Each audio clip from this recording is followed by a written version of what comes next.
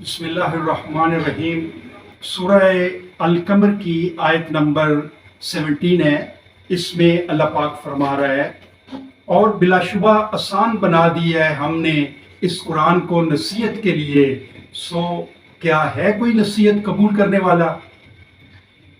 اللہ پاک کا سورہ الحجر آیت نمبر 9 میں ارشاد ہے، بے شک ہم نے نازل کی ہے یہ کتاب نصیحت اور ہم ہی اس کے نگہبان ہیں۔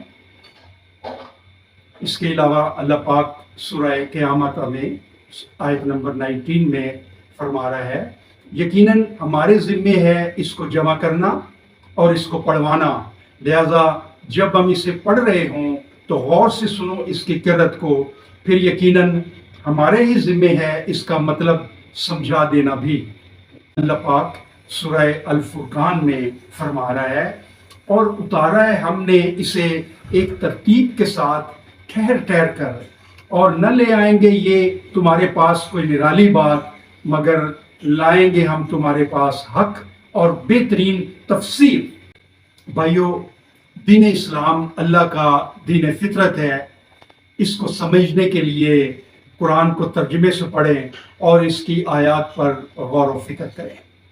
قرآن دنیا میں غلبے کا منشور ہے اور دنیا اور آخرت کی مکمل ہدایت اور رہنمائی ہے۔